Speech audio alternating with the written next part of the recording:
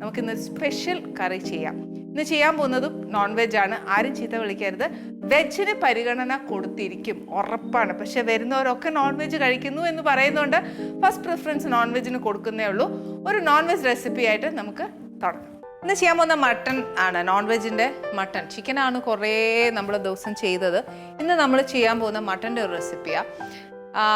മീറ്റിൽ ഏറ്റവും ടേസ്റ്റ് ഉള്ളത് മട്ടനാണ്.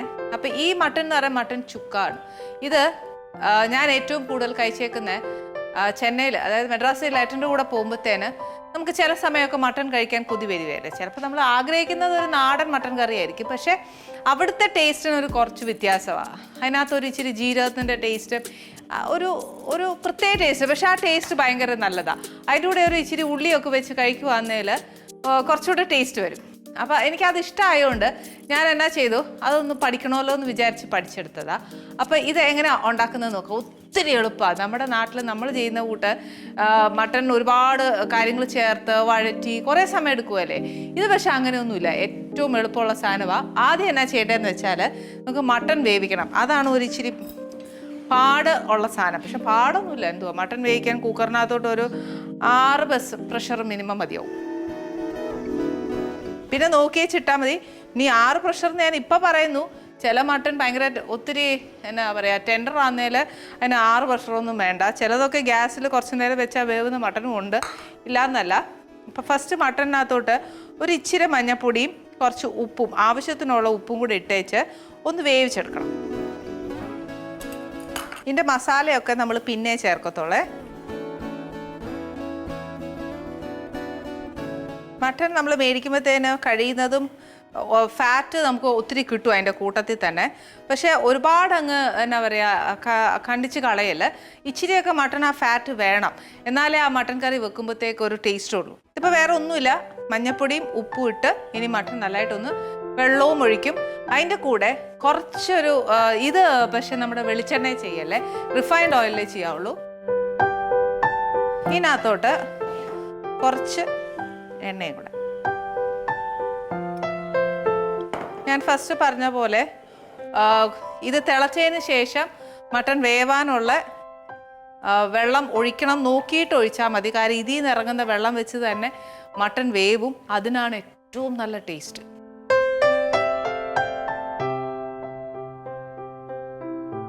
ഇനി ഞാനിതൊന്ന് കൊണ്ടുപോയി എന്താ പറയുക പ്രഷർ കുക്കറിൽ വേവിച്ചേച്ച് വരാം.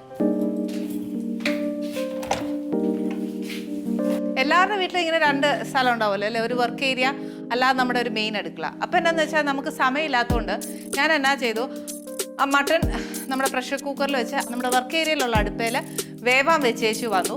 ആ സമയം കൊണ്ട് നമുക്കൊരു മസാല ഉണ്ടാക്കണം. അതാ ഒരു ഇച്ചിരി പണി. എന്നാന്ന് വെച്ചാൽ മസാലയുടെ കൂട്ട് ഞാൻ പറഞ്ഞു തരാം. അത് നമ്മൾ മല്ലിപ്പൊടി മുളക് പൊടി അങ്ങനെ എടുത്താൽ പറ്റത്തില്ല. ഇതിനൊരു പ്രത്യേക കൂട്ടാണ്. ഈ ഒരു കൂട്ട് മാത്രമേ ഇനി ഇടാറുള്ളൂ. ഇനിയിപ്പോൾ അഥവാ ഒരു ഇച്ചിരി നിറം വേണമെന്ന് വെച്ചോ, അപ്പോൾ ഈ വറ്റൽ മുളകിന് പകരം ഇച്ചിരി കാശ്മീരി മുളക് പൊടിയും കൂടെ ചേർത്തോ. ഹൈ ഫ്ലെയിം വേണ്ട, ചെറിയ ഫ്ലെയിമിൽ ഈ സ്പൈസസ് എല്ലാം കൂടെ ഒരു ഡ്രൈ റോസ്റ്റാണ്. കുരുമുളക് ഒരു 2 ടീസ്പൂൺ, എരിവ് കണക്കാക്കി ഇടാതെ നിറച്ച് 2 ടീസ്പൂൺ ഇട്ടോ.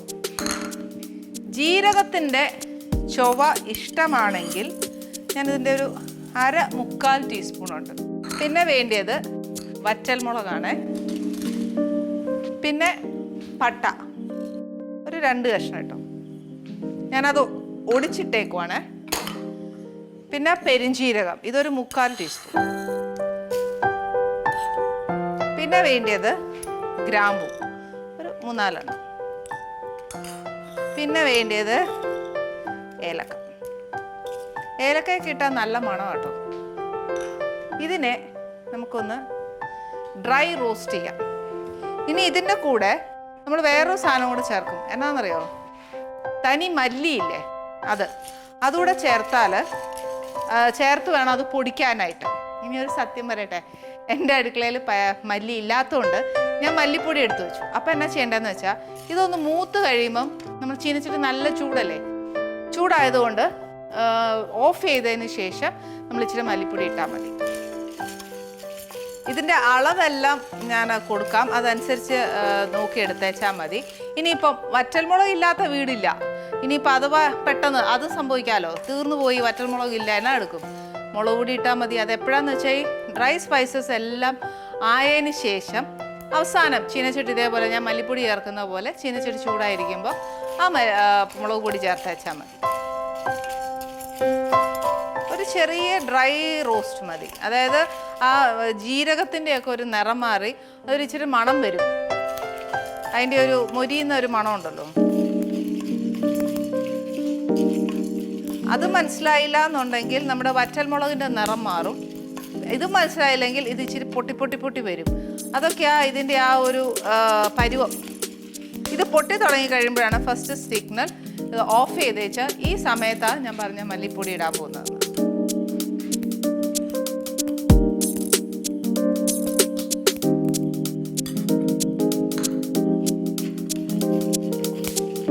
കണ്ടോ, ഞാൻ പറഞ്ഞില്ലേ ചീനച്ചട്ടി നല്ല ചൂടാണ്. അപ്പം ഇത് ചേർക്കുമ്പോഴത്തേക്ക് ആ മല്ലിയുടെ പച്ചച്ചൊവ അങ്ങ് മാറും. ഇനി എനിക്കുള്ള പണി എന്നാന്ന് വെച്ചാൽ നമ്മുടെ ഈ അടുക്കളയെ വെച്ച് ഇത് പൊടിച്ചാൽ ഇവിടെ ഇരിക്കുന്ന എല്ലാവർക്കും നല്ലോണം ചുമ വരും. നമ്മുടെ വീട് മൊത്തം ഇതിൻ്റെ ഒരു മണവും അതിൻ്റെ ഒരു ഇതുമായിരിക്കും. അപ്പോൾ ഇതും കൂടെ ഞാൻ പോയി എൻ്റെ സെക്കൻഡ് അടുക്കളയിൽ പൊടിച്ചേച്ച് വരട്ടെ.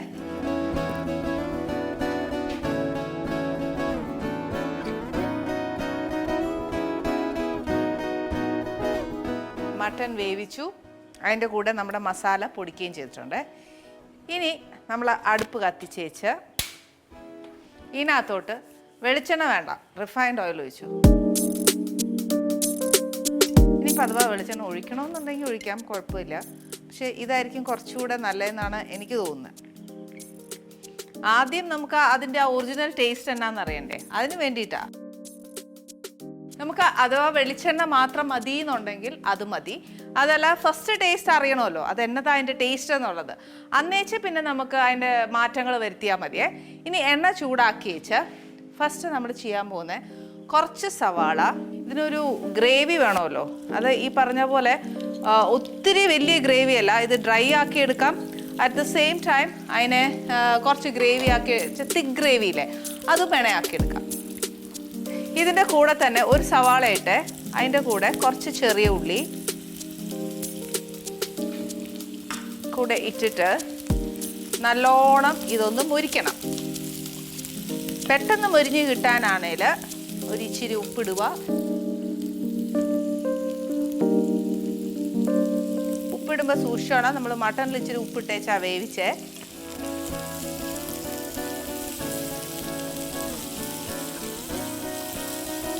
ചെറിയ ഉള്ളി ഞാനത് മൊത്തം ഇടുവാന്നേ. കാര്യം എന്നാന്നോ, ചെറിയ ഉള്ളിക്കാണ് ഏറ്റവും ടേസ്റ്റ്. മട്ടനൊക്കെ വെക്കുമ്പം ചെറിയ ഉള്ളി ഇട്ട് വെക്കാനാണെങ്കിൽ നല്ല ടേസ്റ്റാണെന്ന് അമ്മ പറഞ്ഞിരിക്കുന്നത്, അതായത് ഏട്ടൻ്റെ അമ്മ പറഞ്ഞു തന്നിട്ടുള്ളത്. അപ്പം ഞാൻ ആ ഉള്ളി നിറച്ചങ്ങ് ഇട്ടു. ഇനി എന്നാന്ന് വെച്ചാൽ ഈ നമ്മൾ ചേർത്തേക്കുന്ന ഉള്ളി ഒന്നും വഴലുമല്ല ചെയ്യുന്നത്, വഴന്ന് വന്നാൽ പോരാ, അതിന് കുറച്ച് ഈ പറഞ്ഞ പോലെ ഒന്ന് മുരിഞ്ഞ് വരണം.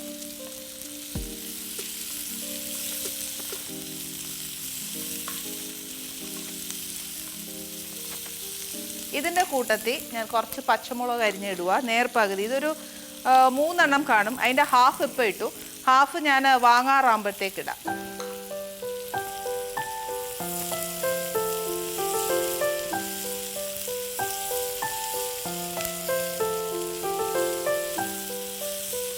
ഇതിനകത്തോട്ട് ഒരു ഇച്ചിരി കറിവേപ്പില, അത് മസ്റ്റാട്ടോ കറിവേപ്പില. അതിനിപ്പം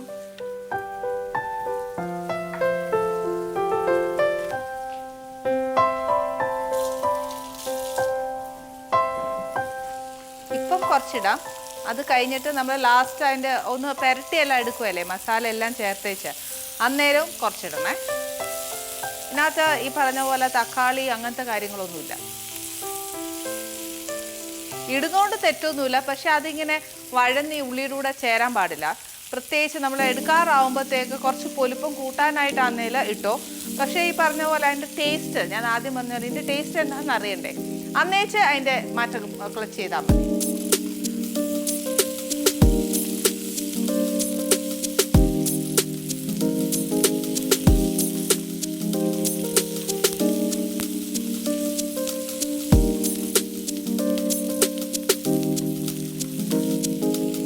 ഇതിനകത്തോട്ട് ഞാൻ ഇടാൻ പോകുന്നത് കുറച്ച് ഇഞ്ചിയും വെളുത്തുള്ളിയുടെയും പേസ്റ്റാണ്. ഇഞ്ചിയും വെളുത്തുള്ളിയും ചതച്ചിടുകയോ അല്ലെങ്കിൽ അരിഞ്ഞിട്ടാലും മതി, ഒരു കുഴപ്പമില്ല. ഇതിപ്പോൾ ഞാൻ ഒരിച്ചിരി ഈ നമ്മൾ ഈ അരച്ച് വെച്ചേക്കുന്ന പേസ്റ്റ് മേടിച്ചതാ. അന്നേരം അതിൻ്റെ ഒരു ശകലം ഇട്ടാൽ മതി. ഞാൻ എപ്പോഴും പറയല്ലേ, അതിൻ്റെ ഒരു കുത്തൽ മുമ്പ് കാണും. അതുകൊണ്ട് നേരത്തെ ഇട്ട് കഴിഞ്ഞാൽ ആ ഉള്ളി വഴറ്റുകയല്ലേ, അതിൻ്റെ കൂടെ തന്നെ അതിൻ്റെ ആ കുത്തലും അങ്ങ് മാറും. ഇത് ഏകദേശം നല്ലതായിട്ടൊരു ബ്രൗൺ ആവണേ.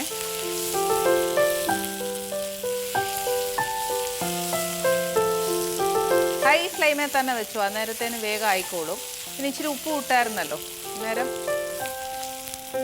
ഈ ഒരു കറിക്ക് എരിവ് ഉണ്ടോ എന്ന് ചോദിച്ചാൽ വേണമെങ്കിൽ എരിവ് കൂട്ടാം, അല്ലെങ്കിൽ കുറയ്ക്കാം. ഇതൊരു മീഡിയം എരിവാണ്.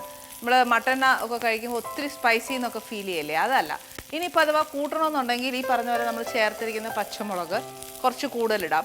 ഇനിയിപ്പോൾ നമ്മൾ സ്പൈസസ് പൊടിച്ചില്ലേ, അതിനകത്ത് കുരുമുളക് കയറ്റാം. ഇനിയിപ്പോൾ സ്പൈസ് മൊത്തം നമ്മൾ ഇതിനകത്ത് ഇടുന്നില്ല എന്ന് വെച്ചോ, ഈ മസാല പൊടിച്ചത് മൊത്തം ഇതിനാവശ്യം വന്നില്ല എന്നുണ്ടെന്നുണ്ടെങ്കിൽ പ്രത്യേകം കുറച്ച് കുരുമുളക് ഇടാം. വറ്റൽമുളക് തികഞ്ഞില്ല, അത് എരിവ് നമുക്ക് തോന്നിയില്ല എന്ന് തോന്നുവാന്നേൽ കുറച്ച് ചതച്ച മുളക് ഇടാം.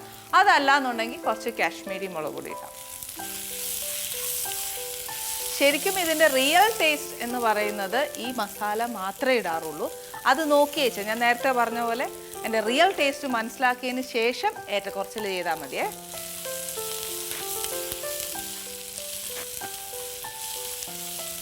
നമ്മുടെ ഉള്ളിയൊക്കെ ഇച്ചിരി മൊരിഞ്ഞു വരുന്നുണ്ട്. ഉള്ളി കാണണോന്ന് ചോദിച്ചാൽ വേണം. ഇതിനകത്തോട്ട് ഞാൻ പൊടിച്ച മസാല ഇടുവാണേ. ഒരു 1.25 ടീസ്പൂൺ ഇപ്പം ഇടുക. ഇനി എനിക്ക് ഞാൻ പറഞ്ഞില്ല ഇത്രയും മട്ടനേ ഉള്ളൂ, അന്നേരം അത് ഇച്ചിരി മസാല കൂടിപ്പോയാൽ നമുക്ക് കമർക്കുകയും ചെയ്യും. അത് വേണ്ട. ഇതൊരിച്ചിരി ഒന്ന് മൂത്ത് കഴിയുമ്പോഴത്തേന് നമ്മൾ ഈ മട്ടൻ ഇതിലേക്ക് ഇടണം.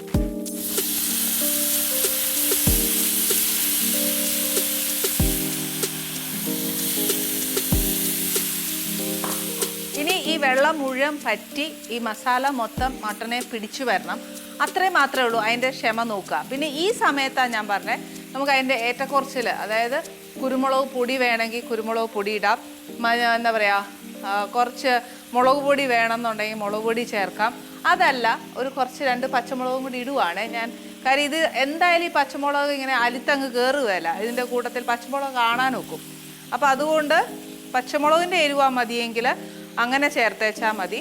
മുളക് പൊടി ഇടണമെങ്കിൽ അതും ഈ സമയത്തിടാം. പക്ഷേ ഈ വെള്ളം കിടക്കുന്ന സമയത്ത്, എന്നാലേ ആ പൊടി ഒന്ന് വേവത്തുള്ളൂ, വെന്ത് ഇതിനകത്തോട്ട് കയറത്തുള്ളൂ. ചിലർ പറയത്തില്ലേ ഇതിനെന്നാ ഒരു നിറവില്ലാത്ത എന്ന് നോക്കും. അതും നമുക്ക് കൺസിഡർ ചെയ്യണമല്ലോ. അപ്പോൾ അതനുസരിച്ച് വേണം നമ്മൾ ആ പൊടിയുടെ നോക്കാനാണ്. പക്ഷേ ടേസ്റ്റ് ഈ മസാല തന്നെ ചേർക്കാവുള്ളൂ, എന്നാലേ ഈ പറഞ്ഞ പോലെ ആ ടേസ്റ്റ് മനസ്സിലാവത്തുള്ളൂ. അപ്പോൾ നമ്മൾ മസാല എല്ലാം ചേർത്തു. അപ്പോൾ എന്നാന്ന് വെച്ചാൽ നേരത്തെ ഞാൻ പറഞ്ഞില്ലായിരുന്നോ, ഇതിനൊരു നിറത്തിൻ്റെ ഒരു വിഷയം വരും. ബേസിക്കലി ഇതിന് നിറം ഡാർക്കാണ്, കറുത്ത നിറം തന്നെയാണ് വരുന്നത്. പക്ഷെ എന്നാലും നമ്മളിപ്പം നമ്മുടെ വീട്ടുകാരുടെ ആരെങ്കിലും മുന്നേ കൊണ്ടുപോകുമ്പോൾ ഇതെന്നാടി ഇങ്ങനെ കറുത്തിരിക്കുന്നത് എന്നൊക്കെ ചോദിക്കും. അതിനുത്തരം ഞാൻ പറയുന്നത്, ഇതിനൊരു ഇച്ചിരി നിറവും കൂടെ വേണം എന്നുണ്ടെങ്കിൽ ഞാൻ ഇപ്പോൾ കുറച്ച് മുളക് പൊടി ഇടാം. അപ്പോൾ ഒരു ഇച്ചിരി എരിവ് വരും. ഇതിന് പച്ചമുളകിൻ്റെ എരിവാണ് ഏറ്റവും കൂടുതൽ വരുന്നത്. പക്ഷെ എന്നാലും എനിക്ക് ഞാൻ പറഞ്ഞതാ ചേർക്കണം എന്നുണ്ടെങ്കിൽ ഈ വെള്ളം ഉള്ള സമയത്ത് തന്നെ കുറച്ച് മുളക് പൊടി ചേർത്താൽ മതി. അതിൻ്റെ കൂടെ തന്നെ കുരുമുളക് പൊടി ചേർക്കണം എന്നുണ്ടെങ്കിൽ അതും കൂടെ ചേർക്കാം. കാര്യം സ്പൈസ് എന്ന് പറയുന്ന ഈ 2 സാധനമാണ് ഏറ്റവും കൂടുതൽ നമ്മൾ ഇതിനകത്ത് ചേർത്തിരിക്കുന്നത്. ഒരുപാട് ചേർക്കണ്ട. ഈ നമ്മൾ പൊടിച്ചു വെച്ച മസാലയുടെ ടേസ്റ്റാണ് മുന്നേ നിൽക്കാനുള്ളത്. എന്നാലേ ആ കറക്റ്റ് നമ്മൾ വിചാരിച്ച ആ ഒരു ഫ്ലേവർ ഇതിന് വരത്തുള്ളൂ. എന്നാൻ പറഞ്ഞ് നമ്മൾ പൊടിച്ച മസാല മുഴുവനും ഇടരുത്. എന്നാന്ന് വെച്ചാൽ അതിനൊരു കുത്തലുണ്ടേ, അതും കൂടെ നോക്കിയേച്ചേ ഇടാവുള്ളൂ. എന്ന് വെച്ചാൽ ഇത് നല്ലതായിട്ട് ഇളക്കി ഇതിൻ്റെ വെള്ളത്തോടു കൂടി ഞാൻ എടുത്ത് എന്നാന്നറിയോ, ഈ മസാല ഒന്ന് വേവണം. മാത്രമല്ല ആ മട്ടനകത്തോട്ട് അതിൻ്റെ ഈ ചേർത്തേക്കുന്ന പൊടിയൊക്കെ ഒന്ന് പിടിക്കണ്ടേ, അതിനൊരു ഇച്ചിരി വെള്ളം ഉള്ളതാണ് നല്ലത്. Ali's Kitchen. Let's cook with love.